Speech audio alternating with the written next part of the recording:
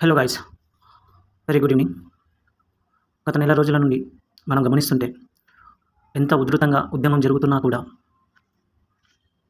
ప్రభుత్వం వైపు నుంచి ఎలాంటి స్పందన రాకపోవడం అనేది చాలా దురదృష్టకరం.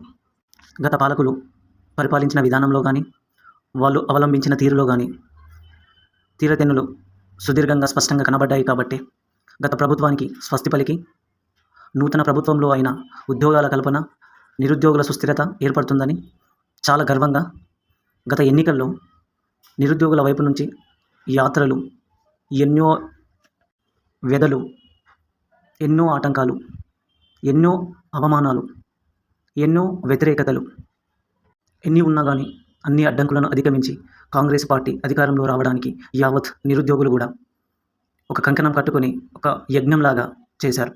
కానీ ఈరోజు ఇప్పుడున్నటువంటి డిఎస్సి యాస్పిరెంట్స్ కానీ వాళ్ళు అడుగుతుంది ఏంది?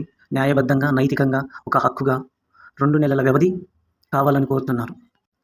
అయినా ప్రభుత్వం దీనికి స్పందించలేకపోవడం అనేది చాలా సిగ్గుసేటని నేను తెలియజేస్తున్నాను ఈ వేదికపై నుంచి. అద్భుతమైన పాలన అందిస్తానని ఎన్నో వాగ్దానాల మీద ఎంతోమంది నిరుద్యోగుల చెమటపై పునాది వేసుకున్నటువంటి ఈ ప్రభుత్వం అన్నిటినీ మరిచి అందరినీ నిరాశకు, నిస్పృహకు, సందేహాలకి గురి చేశారు. డిఎస్సి అనే పదం పక్కన పెడితే డిఎస్సిలో ఎంత సిలబస్ ఉంటుంది, ఎంత చదవాలి, ఏవేవి సబ్జెక్టులు ఉంటాయనే విషయం కూడా సరిగా తెలియని వాళ్ళు కూడా, సంతకాలు రాని వాళ్ళు కూడా సలహాలు, సూచనలు చేస్తున్నారు నిరుద్యోగులకి. ఇలాంటి విధానాల వల్లనే ఖచ్చితంగా ప్రజాపాలన అని చెప్పుకుంటున్న మన పార్టీ ఖచ్చితంగా కాలగర్భంలో కలిసిపోక తప్పదని నేను మరొకసారి తెలియజేస్తున్నాను.